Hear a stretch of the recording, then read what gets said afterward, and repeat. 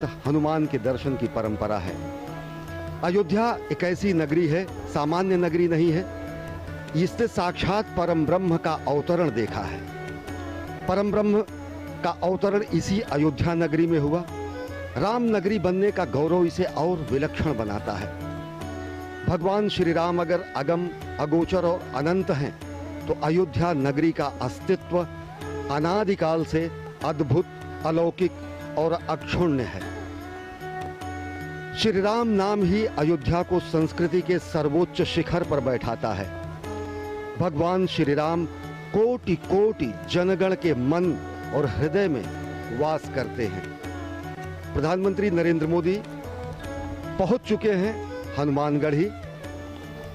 परंपरा का निर्वहन करते हुए प्रधानमंत्री यहां पर पवन सुत हनुमान के दर्शन करेंगे। सीढ़ियों को चढ़ते हुए भारतीय वेशभूषा में, परंपरागत परिधान में प्रधानमंत्री नरेंद्र मोदी और उत्तर प्रदेश के मुख्यमंत्री योगी आदित्यनाथ इस समय पहुंच चुके हैं भगवान हनुमान के दरबार में। और साथ ही साथ यहां पर आप देख रहे हैं कि हस्त प्रक्षालन कर अपने जूतों को उतारकर हस्त प्रक्षालन कर अब वो परंपरागत तरीके से हनुमान जी के दर्शन के लिए अभिमुख हो रहे हैं।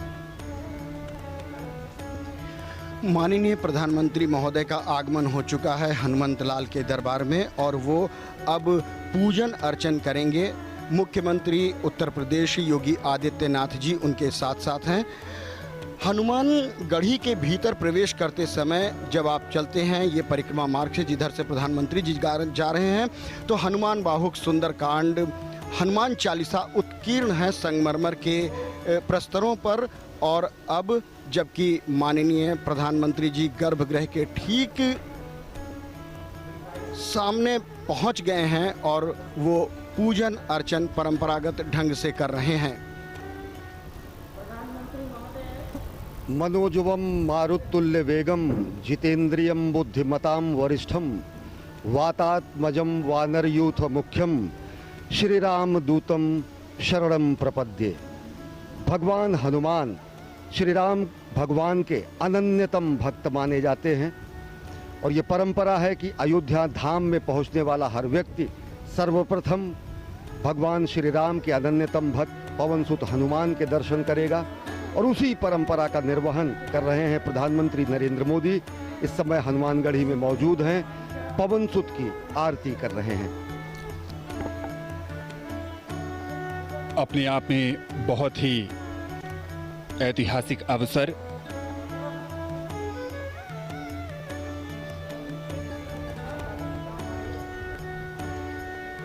प्रधानमंत्री नरेंद्र मोदी हनुमानगढ़ी में राम भक्त हनुमान की अर्चना करते हुए और अब परिक्रमा कर रहे हैं।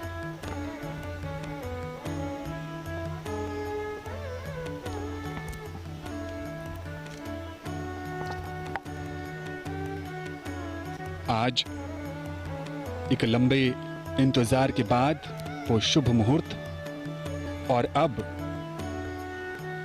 राम भक्त हनुमान के हनुमानगढ़ी में प्रधानमंत्री। मान्यताओं के अनुसार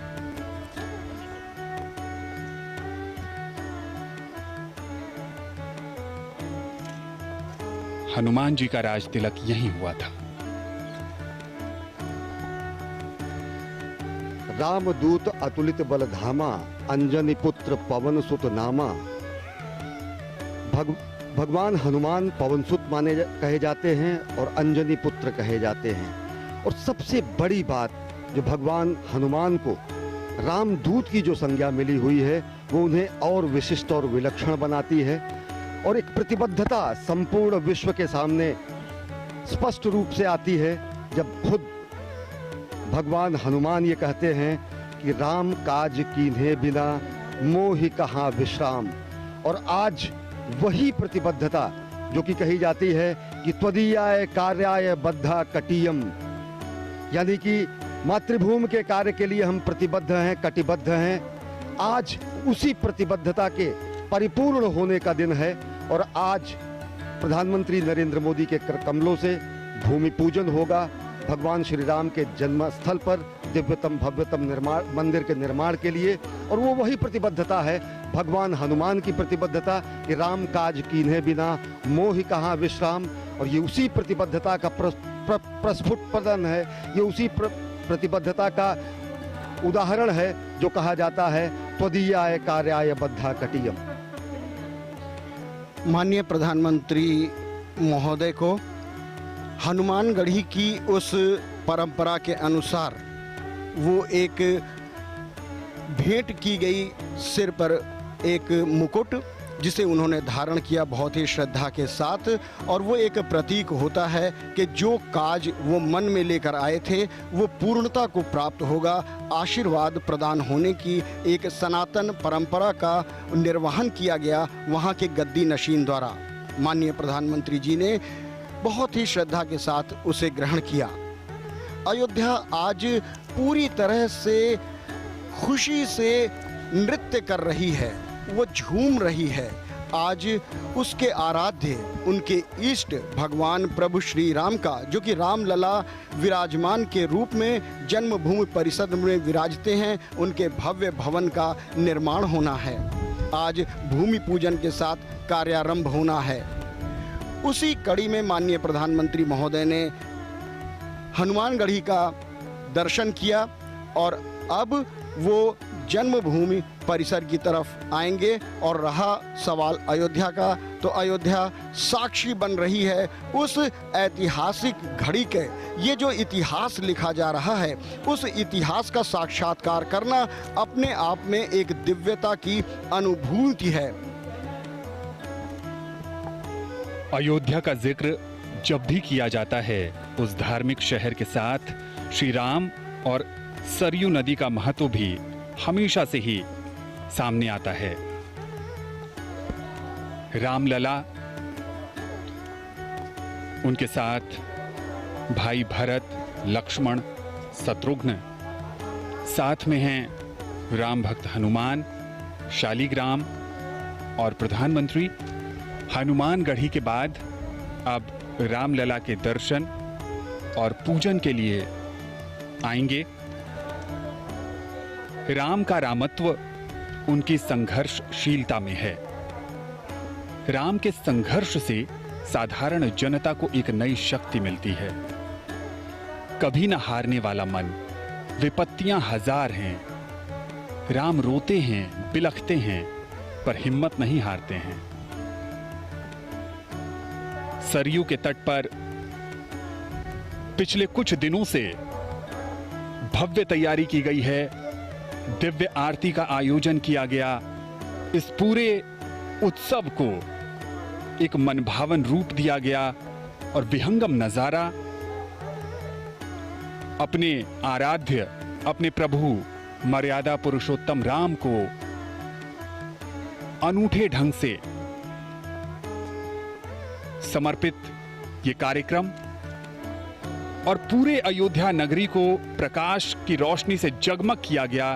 पिछले 2-3 दिनों से ये अद्भुत नजारा सरयू के तट पर राम की पैड़ी और दीपोत्सव भी मनाया गया। यहाँ पर मान्यताओं के अनुसार रामायण और रामचरितमानस में इस बात का भी जिक्र है कि जब राम 14 वर्ष के बाद वनवास काटकर अयोध्या नगरी लौटे थे तो उस समय अयोध्या वासियों ने दीप जलाकर प्रभु का स्वागत किया था।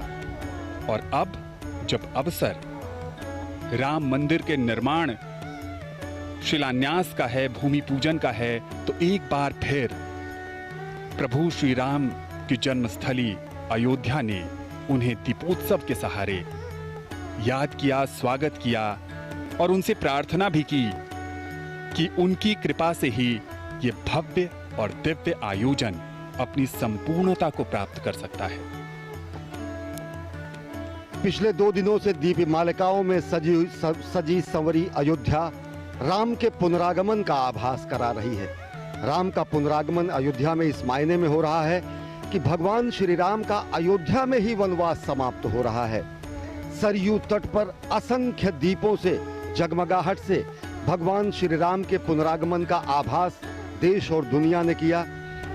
भगवान श्री राम यहाँ के रोम रोम में विराजते हैं और अब जब वो क्षण आया है जिसका युगों युगों से लोगों को इंतजार था, तो संपूर्ण अयोध्या अपने संपूर्ण यौवन रूप में, अब अयोध्या के वैराग्य में अब सौभाग्य का उदय हुआ है और संपूर्ण सजी संवरी यौवन रूप में अयोध्या इस युगांतकारी क्षण के साक्षात के लिए तैयार है। सरयू की महिमा भी समूचे अयोध्या को और पावन बनाती है। गंगा से भी ज्यादा पवित्र और महात्म सरयू का माना जाता है। भगीरथ ने खुद अपने पुरखों के उद्धार के लिए अगर गंगा को लाया, तो साक्षात यहाँ पर ईश्वर ने सरयू को प्रकट किया था। ये तस्वीरें आप देख रहे हैं सभा मंडप का, जहाँ पर विशिष्ट आमंत्रित गणमान्य महानुभाव यहाँ पर मौजूद हैं।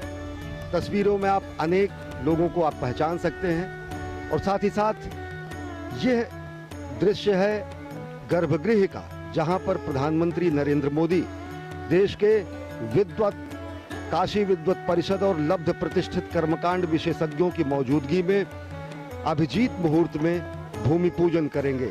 ये वही आसन है, ये वही क्षण है, ये वही स्थान है, ये वही गर्भगृह है जहां पर प्रधानमंत्री नरेंद्र मोदी भूमि पूजन करेंगे और दिव्यतम भव्यतम मंदिर के निर्माण का कार्यारंभ होगा। काशी और अयोध्या के तमाम कर्मकांडी विद्वतों ने अपना अपना आसन ग्रहण कर लिया है, क्योंकि भगवान राम के कार्य में जो उनकी भागीदारी है वो उन्होंने सुनिश्चित कर ली है। क्योंकि मर्यादा पुरुषोत्तम भगवान राम एक ऐसी अद्भुत मर्यादा है जिनका पालन किया जाता है। राम हमारे समाज के लिए एक आचरण है जिन्हें हम अपने स्वभाव में ढालते हैं। राम एक जीवन शैली है जिसे हम प्रतिदिन जीते हैं और जीने की प्रक्रिया में हम सुख और आनंद पाते हैं। कष्टों, दुखों, विपत्तियों, आपत्तियों में किस तरह से धैर्य धारण करना है, ये हमें प्रभु श्री राम सिखाते हैं। सीमित संसाधनों से अजेय पराक्रमी को भी परास्त करने की कला हमारे राम जी ही हमें सिखाते हैं। और इसीलिए राम किसी देश, काल, जाति, धर्म या पंथ से बंधे नहीं हैं। पूरे विश्व में राम को एक आदर्श, एक मर्यादा और एक आचरण के रूप में पूजा जाता है। राम अखिल ब्रह्मांड के नायक हैं। थाईलैंड में जो रामायण चलती है उसे रामकियन के नाम से जाना जाता है। बैंकॉक के शाही बुद्ध मंदिर पर कहें तो वहाँ भी राम कथा का अंकन मिलता है। इंडोनेशिया में राम को राष्ट्रीय पुरुष माना गया है और रामायण को वहाँ के लोग अपनी सांस्कृतिक धरोहर कहते हैं। मलेशिया की बात करें तो वहाँ भी कठपुतलियों से राम कथा का मंचन किया जाता है, जिसे हिरायत सेरी रामा कहते हैं। सुदूर रसिया में वर्षों पहले अलेक्साई वारानिकोव ने रशियन भाषा में रामायण का अनुवाद किया। पादरी एटकिंस ने सबसे पहले श्री रामचरितमानस का अनुवाद किया। तात्पर्य ये कि राम किसी एक परिधि में बंधने वाले नहीं हैं, क्योंकि वो व्यक्ति नहीं हैं, वो एक आदर्श हैं, वो मानव जीवन जीने की शैली हैं। और इस बीच एक बार फिर मुख्यमंत्री महोदय आगवानी के लिए उपस्थित हो गए हैं माननीय प्रधानमंत्री महोदय के, और वो अपने काफिले के साथ यहाँ पर उपस्थित हुए हैं। उनकी आगवानी करते हुए गणमान्य लोग, अब माननीय प्रधानमंत्री का आगमन हो चुका है उस घड़ी की तरफ जहाँ